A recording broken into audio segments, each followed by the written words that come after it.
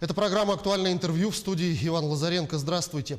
Органы ЗАГС Якутии перевели в цифровой формат более 2 миллионов записей гражданского состояния, охватывающий почти вековой период. Оцифрованные документы теперь содержатся в едином государственном реестре ЗАГС. Как ими воспользоваться, сколько еще документов предстоит внести в этот реестр, насколько эта работа убыстрила процесс предоставления услуг заявителям, мы спросим у исполняющей обязанности руководителя управления ЗАГС при правительстве Республики Саха-Якутия Туяры Такасаевой. Туяра Револьевна, здравствуйте. Здравствуйте. Ну, вот эта работа по переводу документов в цифровой формат началась не сегодня, определенные успехи уже есть. А сколько еще предстоит сделать, чтобы охватить все сведения, которые ранее хранились только в отделениях ЗАГС? Да, действительно, эта работа у нас началась давно. Ранее мы в усеченном формате проводили оцифровку для поиска из бумажного носителя. Допустим, там вносились основные реквизиты актовой записи, фамилия, имя, отчество, дата рождения и так далее. Эта работа у нас проводилась с 2006 года. Мы вносили данные в нашу региональную систему находка. А с 2017 года эту работу уже начали проводить на федеральном уровне во всех субъектах Российской Федерации. И начиная с 2017 года мы оцифровали большинство записей. У нас до конца этого года осталось порядка 470 тысяч актовых записей. Ну а что дает внесение всех этих сведений в единый реестр рядовому гражданину, рядовому заявителю? Ну, планируется, что с 2021 года во всех субъектах актовые записи будут оцифрованы и выгружены в единый государственный реестр ЗАГС. И любой гражданин, находясь в разных субъектах Российской Федерации или, что касается нашей республики, они могут обратиться в любой орган ЗАГС и получить свои документы. Можно это сделать будет даже в один день. Ну, я так понимаю, это убыстрило процесс предоставления услуг. Скажите, стало ли в ЗАГСе меньше очередей этих легендарных? Ну, на самом деле, очередей меньше особо не станет, конечно, потому что в любом случае за получением документов будут обращаться в органы ЗАГС. Подача возможна через портал госуслуг, через МФЦ, но приходят все равно получать лично. На сегодня, значит, дистанционного получения документов у нас нету. Но скажите, а кто имеет доступ к этому реестру? Значит, к единому государственному реестру ЗАГС имеет доступ оператор, это Федеральная налоговая служба, а также все органы ЗАГС в Российской Федерации. Но потребителями услуг ЕГР ЗАГС являются органы социальной защиты по выплатам, органы Пенсионного фонда Российской Федерации, органы статистики, избирательная комиссия. Ну, по перечню достаточно много потребителей у нас, согласно федерального законодательства. Ну, понятно, что больше и полнее всего сведений есть у нас в Якутске, в столичном ЗАГСе. Ну, а как обстоят дела в районах? Ну, действительно, порядка 30% всех актовых записей в городе Якутске, они оцифрованы в практически 85%. До конца года у нас осталось незначительное количество. Я думаю, что действительно городской отдел ЗАГС с этой работой успешно справится. Ну, значит, и по районам у нас по 35 отделам есть лидеры, передовики. Есть ряд отделов, которые немножко отстают от графика. Мы с ними ежедневно работаем, мониторим их работу по оцифровке, также по выгрузке. Если есть какие-то сложные вопросы, мы, значит, с ними занимаемся вплотную.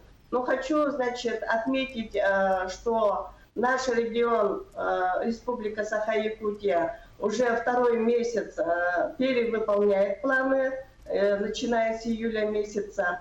Ведет контроль Министерства юстиции Российской Федерации, ежемесячно проводит видеоконференц-связи сам министр юстиции Российской Федерации Константин Анатольевич Чученко.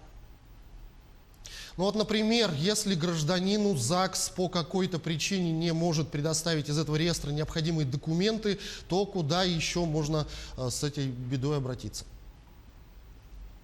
На самом деле у нас записи хранятся с 2006 года,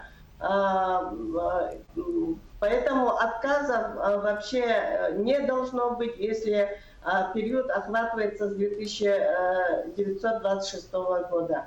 В любой орган ЗАГС, даже если, значит, информация полностью не выгружена, то, значит, наши отделы ЗАГС или в регионах вводят точечную конвертацию и всю информацию должны предоставить. Скажите, а в каком режиме сейчас работают органы ЗАГС? Есть ли какие-то ограничения или все в порядке?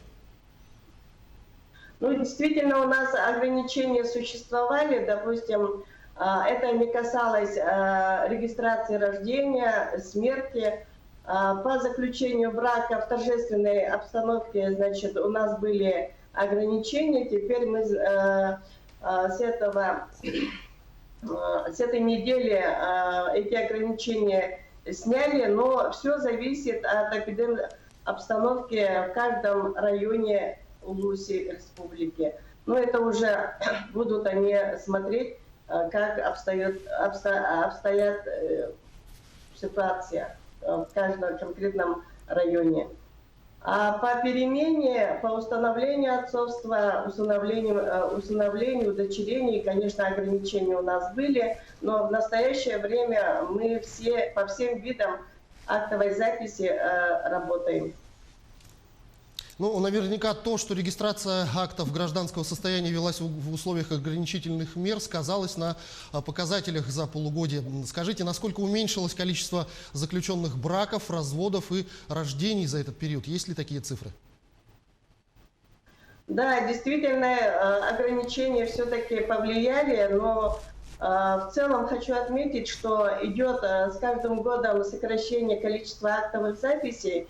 По сравнению, значит, с прошлым годом общее количество сократилось на 2726 актовых записей, браков заключенных уменьшилось на 667, расторгнуто браков 775, и, значит, рождение у нас тоже уменьшение идет, но это особо от эпидситуации не зависит, но в целом идет уменьшение рождения на 427. Смертность также у нас уменьшилась. По сравнению с прошлым годом мы отмечаем уменьшение на 206. Но скажите, а вот те, кто откладывал свое решение о вступлении в брак или развестись хотели в связи с пандемией, наверняка сделает это сейчас. Ощущается ли наплыв заявителей? Ну, действительно, наплыв заявителей в первый день открытия после карантина был, но мы, значит, соблюдаем дистанцию в органах ЗАГС, масочный режим соблюдается, но это только в первый день. Сейчас уже мы вошли в ритм, и особых таких очередей или ажиотажа у нас нет. Скажите, какие услуги можно получить на портале госуслуг, а какие только посетив органы ЗАГС? Через портал госуслуг можно подать, значит, на регистрацию рождения ребенка, если известны оба родителя, на заключение брака, значит, на повторные свидетельства, на перемену. В принципе, эти услуги у нас в связи с такой обстановкой действительно получили такую, ну, увеличились. Если, допустим, в прошлом году мы насчитывали порядка 300 обращений через портал госуслуг, то по итогам полугодия, значит, эти услуги в 3 или в 4 раза увеличились. Конечно, значит, мы не исключаем посещение самих органов ЗАГС, но, конечно, призываем, чтобы граждане больше обращались через портал госуслуг, через МФЦ. Через портал госуслуг у нас предусмотрена скидка по уплате госпошлине, поэтому желательно, конечно, все услуги получать через портал. Ну, еще раз, значит, хочу остановиться на том, что за получением в любом случае они обращаются в органы ЗАГС. Туяра Ривольевна, я благодарю вас за беседу. Спасибо, что ответили на наши вопросы. Всего вам доброго. До свидания. Это была программа «Актуальное интервью». О работе органов ЗАГС в текущих условиях мы сегодня разговаривали с исполняющей обязанности руководителя управления ЗАГС при правительстве республики Туярой Такасаевой. До встречи в эфире.